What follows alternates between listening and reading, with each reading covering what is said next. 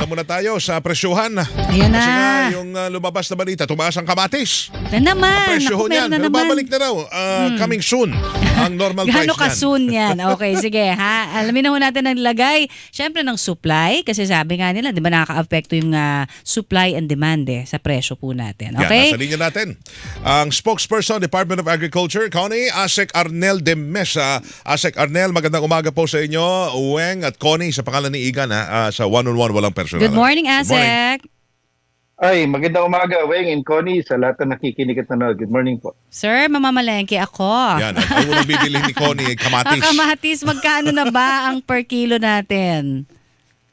Yung range natin ng kamatis ay nasa 135 hanggang 170 at ang prevailing natin nasa mga 140 pesos Okay. per kilo. Ano ho ang dahilan? Bakit tumataas ng presyo po ng kamatis? Siyempre, yan ang unang mga gusto malaman ng mga mamimili natin, di ba? Bakit? Ito na naman, kamatis naman ngayon. Dati, una, mga bigas, di ba? Mga ilan pang mga gulay. Ngayon, kamatis din, oh.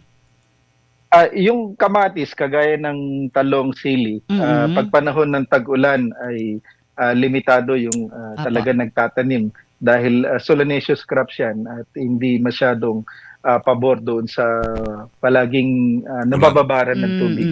Pero sir, ito parati Yes. kong sumasakit ang loob ng lahat siguro na nakakakita, hindi ba? Yung parang maraming supply sa ibang lugar na nabubulukan na nga lang sila, hindi ba?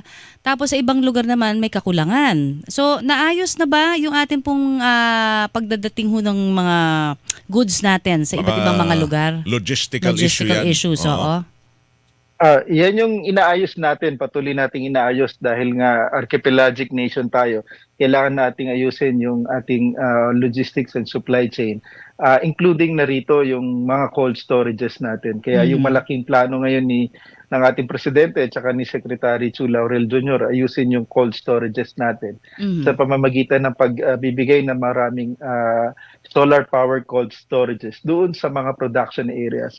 Alam natin ang trabaho ng mga magsasaka yung pagtatanim, pero pag nagsabay-sabay sila ng harvest, sobrang dami, at pag sobrang dami, bagsak ang presyo, at pag hindi naman anihan, kulang, talagang problema naman yung supply at ang presyo. Kaya ang solusyon dyan talaga, magkaroon ng maayos na logistics at cold storages para matiyak na maganda ang kita ng farmers at merong mahabang shelf life at presyo yung ating mga produkto. Yung presyo ng kamatis, kanyo kanina, 140 per kilo, yan ba yan dapat ang presyuhan lang or Bababa pa? Gaano ba kataas tumaas kamakailan ang presyo ng kamatis?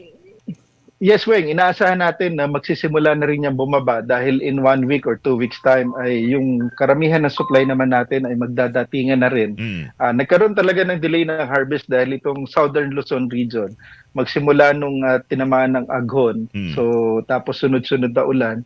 So hindi naging maganda yung unang taniman. Pero ngayon naka-recover na uli. So 1 week or 2 weeks time. Mga gaano naka-recover kamahal na pagka next week? Anong normal dapat ang presyuhan? Nung mga nakalipas na linggo, buwan, nasa 80 pesos lamang yan. Hopefully makabalik ulit doon sa range na 80 to 100. 80 to 100. Saan ba galing Southern Luzon? Supply natin, karamihan ng kamatis?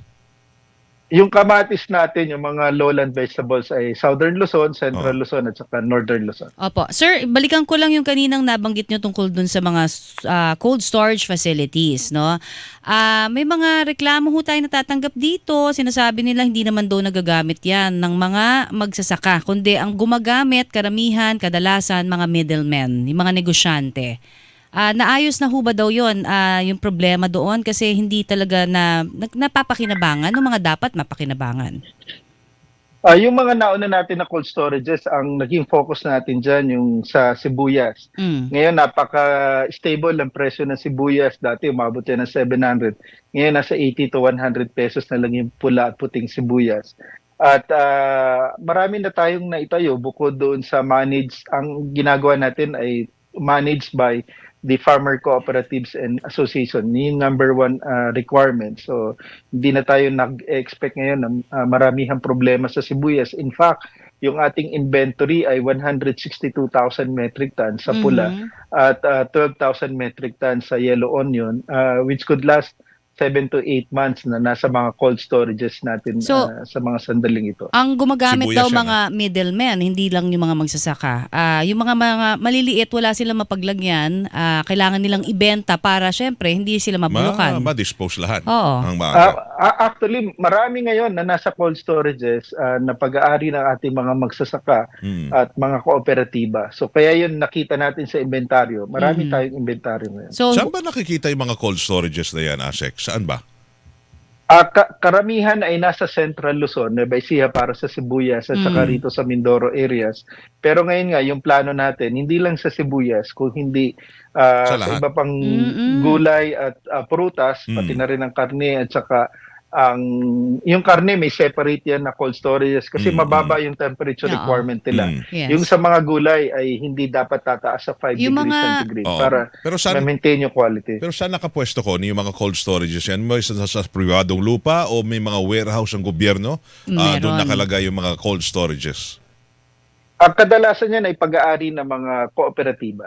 okay. Kooperatiba. Identified yan. Lahat may access ho dyan, kahit ordinaryo yung binabanggit mo, o Connie. Mga ordinaryo magsasaka pwede maglagay. Pastor lang muna namin yan, yung ani namin. Hindi nga daw pinapayagan yung iba. Pagka, Kadalasan po yan ay miyembro ng mga asosasyon at kooperatiba at kung hindi man. Of course, meron yung, yang gastusin para doon sa pag-maintain ng ating mga cold storage. sir, pa-check nyo na lamang po, very insistent din sila na ang gumagamit ng cold storage facilities, hindi ho ng kooperatiba, kundi ng gobyerno mismo ay yung mga middlemen at hindi ho daw nagagamit ng mga maliliit na magsasaka para sa kanila.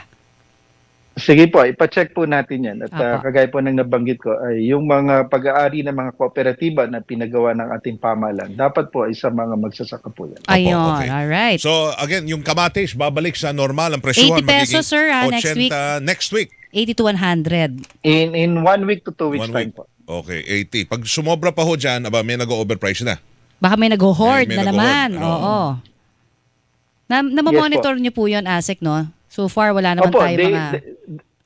Daily po yung monitoring natin dito po sa Metro Manila at sa buong bansa. Yan, no, kasi priority yan food security. Yan mga priority ng gobyerno. Okay. oo. Asek, salamat. Thank you, sir, ng, ASEC.